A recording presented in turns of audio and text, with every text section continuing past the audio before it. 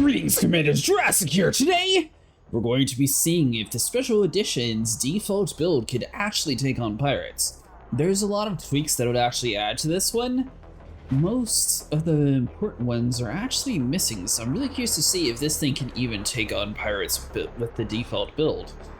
For whatever reason, they decided to go without having either hull upgrades or having any additional module reinforcements. I think both of those are kind of essential for combat ships, and they decided to go for more of a cargo rack route instead. That is good, but at the same time, you're losing a lot of hull HP because of that. So I kind of want to see if this default build can even take on pirates, and at the end, we'll do some minimal tweaks. That way, if you're still trying to keep a mostly cheap ship to repair, that you're able to get the most essential items on there, and obviously you'll want to engineer them eventually. That way you can fully utilize them. So without further ado, let's head to a pirate system. Now, back to what I was saying before about a few things that I would recommend for a large ship.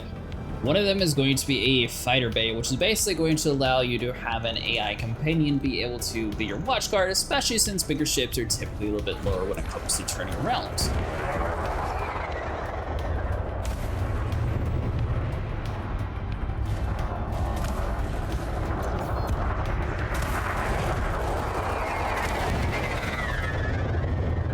Well, that's gotta hurt him.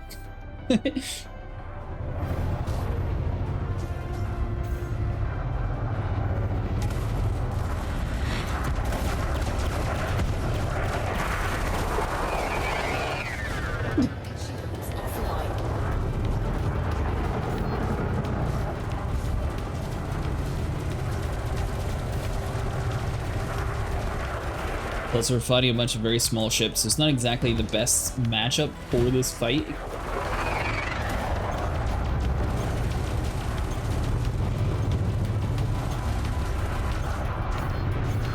But I think this is a good showcase on why you should use a fighter.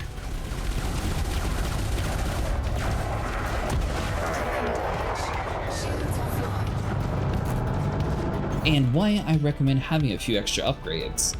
This thing seems like it's good, but at the same time, there's a lot of components that you definitely need here in order to survive on the universe.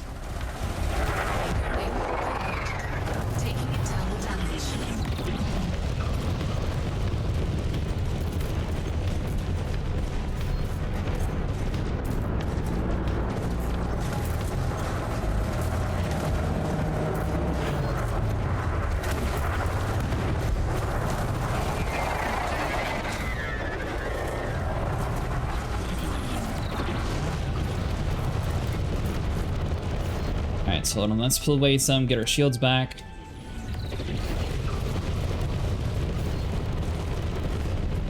Under attack.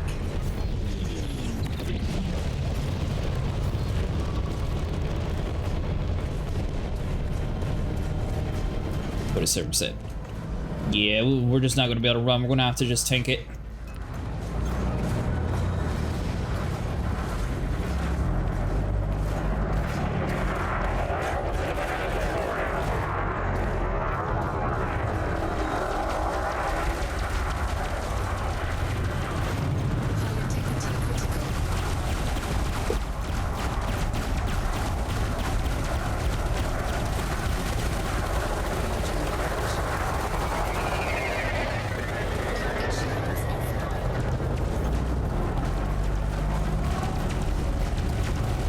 Well,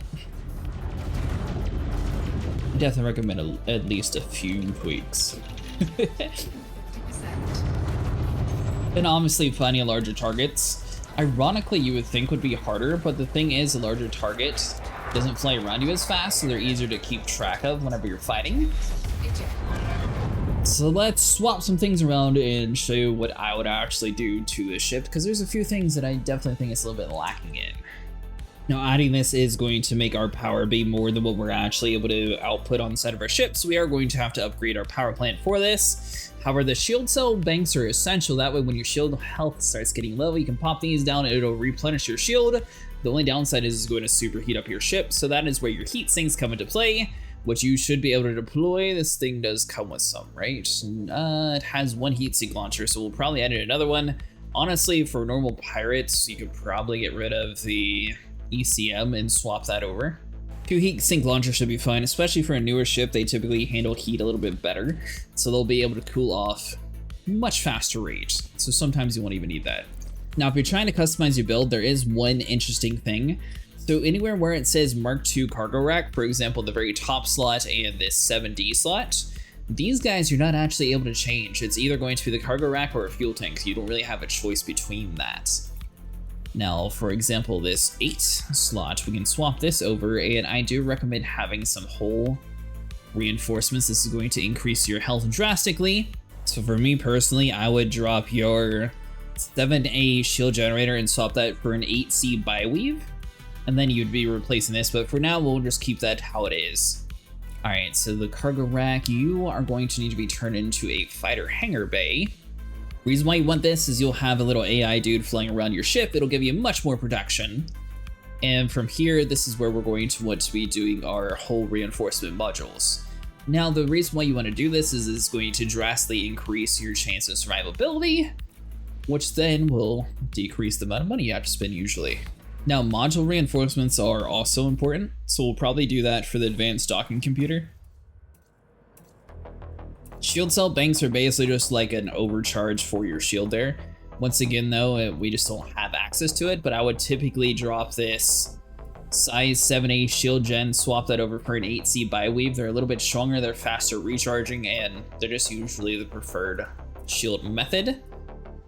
And then this, we can swap you over to, as long as you're comfortable docking yourself, which the bigger ships usually do have a little bit of slight issues trying to go in and out of hangars, so it is recommended to dock yourself over having it automatically dock you.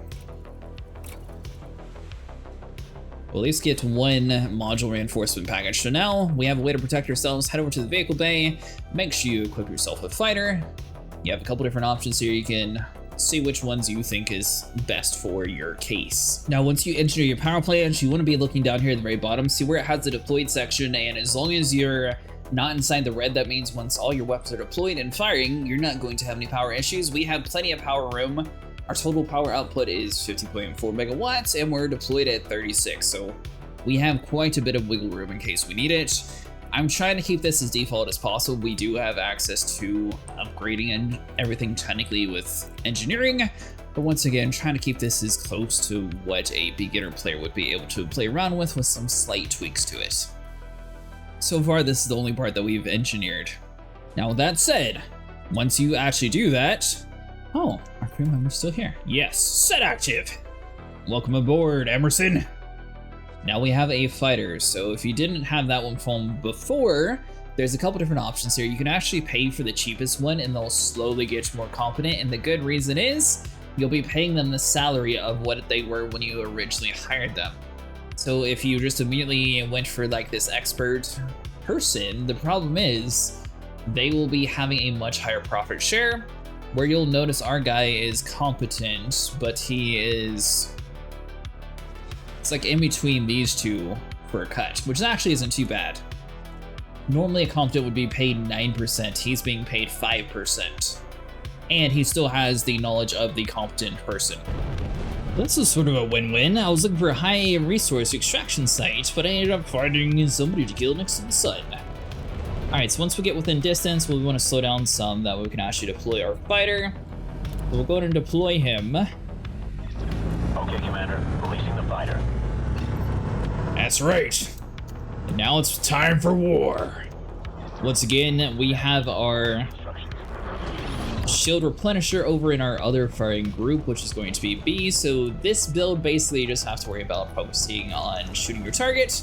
If you're about to die, then you swap over to your firing group B to replenish your shields, and then you probably want to drop a heat sink depending on how fast this thing is actually able to cool off.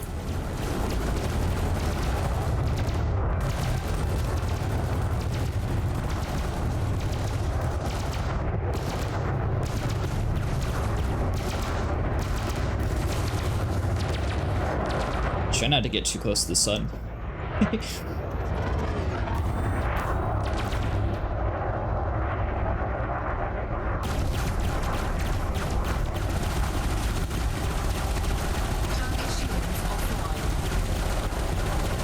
But see why he's targeting our fighter jet there? That allows us time to actually lock onto the target, do a lot of damage. He's going to be in a much more nimble ship, so theoretically he should be able to dodge a lot more of his attacks. This is just the default layout though, so we don't have like corrosive projections or anything on our multi-cannon, so we could squeeze out a lot more damage. But if you're trying to keep it like as close to the base as possible here, we'll see what the default value is, and then we'll get blown up and see how much the actual repair costs will be with the small tweaks that I suggested.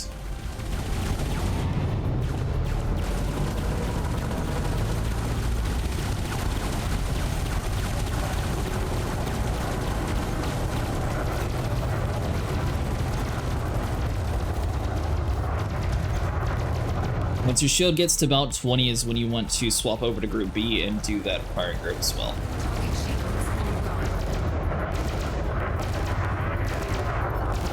So like here, we'll go and deploy our shield cell bank. Kind of want to see how fast we cool off before we do our heat sink though. Actually pretty fast. But see how it immediately replenishes your shield all the way back up to 100%? That's the reason why we don't really have to care about it too much.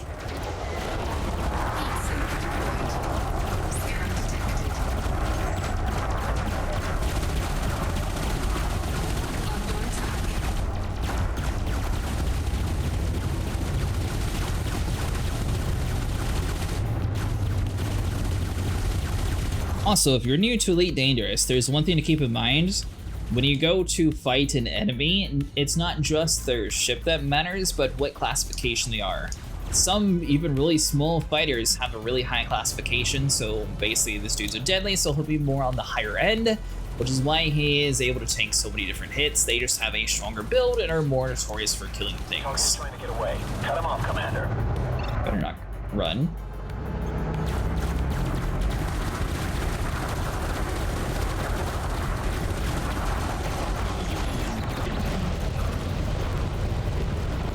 Target is eliminated. Target destroyed.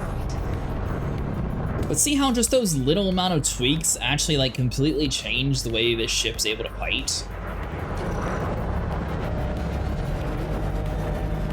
Ooh, group of 3.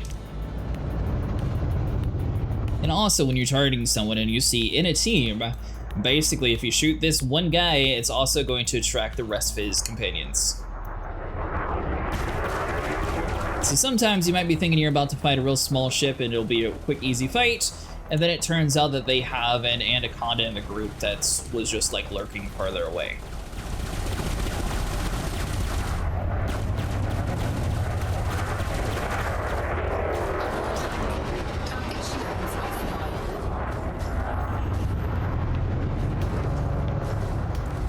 Once again though, the ship's not necessarily designed for combat, and if you have a Corvette, why would you be using this for combat? Well, it looks cool, but I think the main thing is these newer ships, especially ones that are sort of like the in-between of one of the larger ships that you have to grind and experience for. I think this is like the in-between for newer players to be able to have that same experience.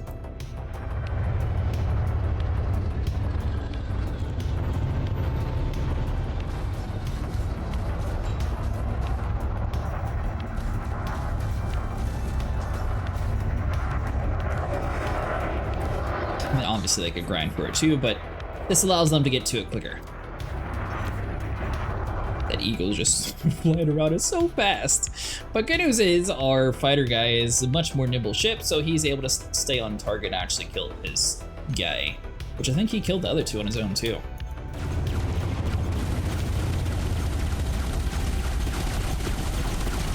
Target shields online. Target shields offline. Target destroyed. Now obviously, could you have a much stronger build for combat? Yes. Could you outfit it with engineering and make this ship much more capable than what we showcased in this video? Yes. But I want to try to keep it as close to default as possible here. Now let's blow up and then see how much it's actually going to be to repair it. And don't worry about your fighter guy. Whenever you self-destruct, he'll also teleport back to the station with you. You will have to re-equip him, but he's fine. It's not like he's going to be mad that you die.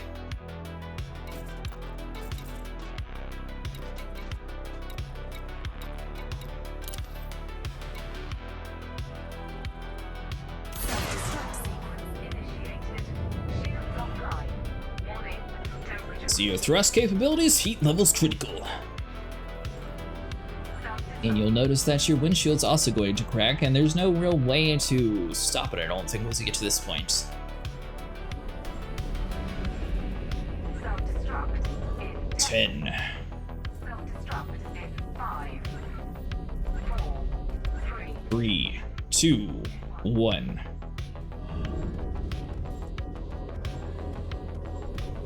And it's also up to pilot skill. I'm sure if you're better at fighting inside of Elite Daters, you are able to stay on target much more.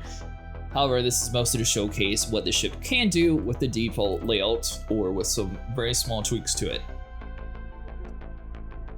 Now, we did engineer the... yeah, he's fine, don't worry about him.